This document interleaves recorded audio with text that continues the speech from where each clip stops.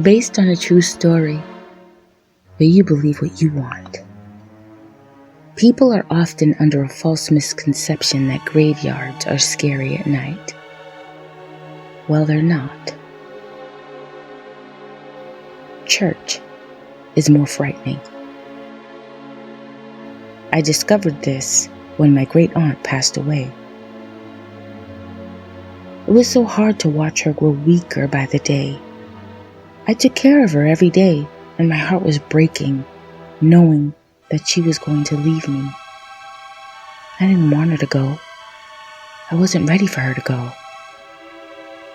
Sitting and talking with her was my favorite pastime. She would share all sorts of stories with me, and she made me laugh. I never let her see me cry. Instead, I reserved my time for crying in the shower or in the car. Now don't you go wasting any tears for me. You save those tears for happy times. That's what she would say to me, but I couldn't help it.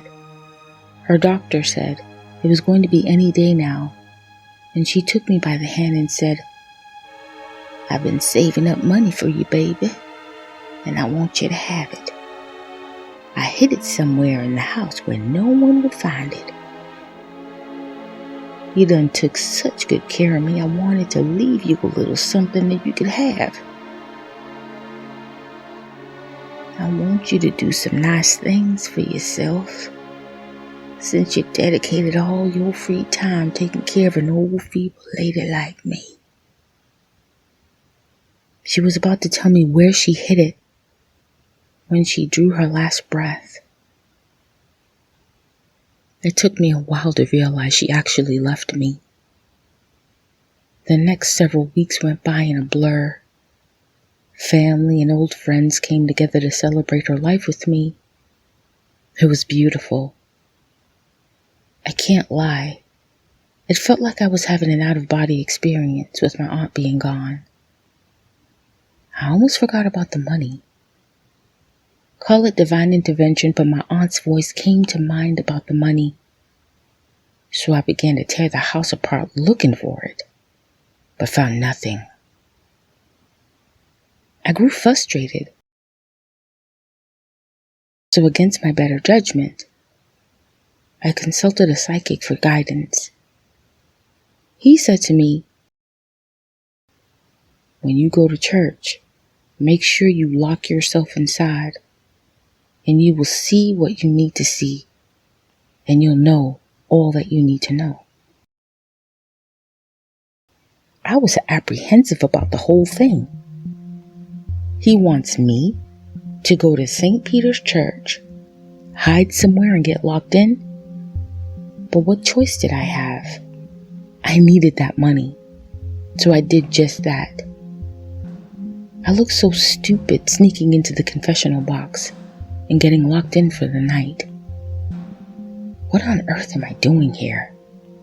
Why was I so gullible to believe that anything in the church would help me find the money set aside for me? I wasn't scared. Not at first. Not until nightfall.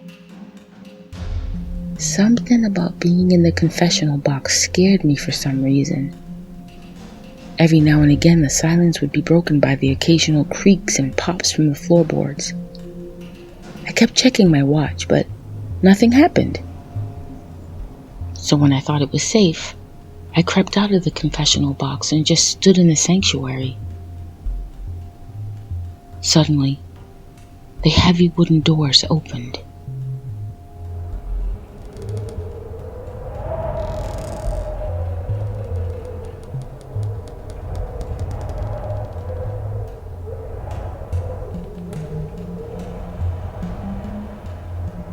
According to my watch, it was 2 a.m., so I ducked behind a large pillar and watched as a priest walked in.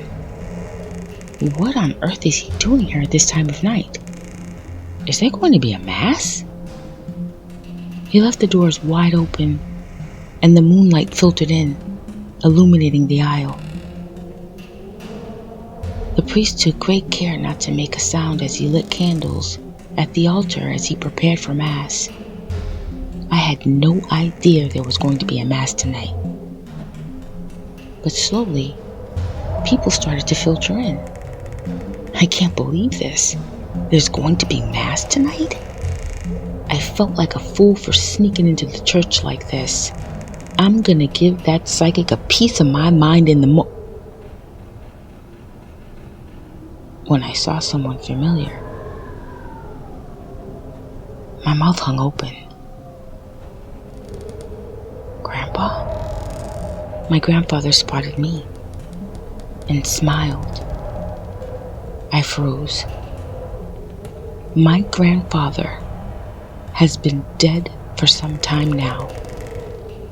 He died when I was only 5 years old. But he looked so young and vibrant in that moment.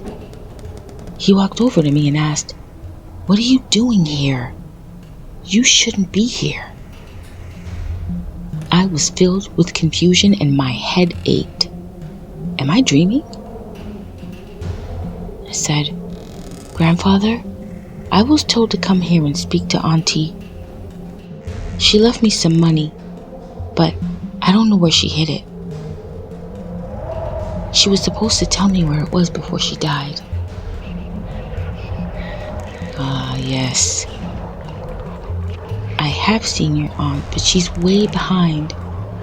But if you wait a while, she will come. The procession of people walking in made my blood run cold. I saw people filling the sanctuary, but none were living. Then I spotted her. Our eyes locked, and knowingly she nodded to me. She smiled knowingly, only uttering 7 words. Under the floorboards, in my room. Then she motioned for me to leave. As I rushed for the door, I ran into it face first. I realized the door was open in the spiritual realm, but not in the physical. I turned the doorknob and yanked the door open and slammed the door shut behind me, running into the night to go get my money.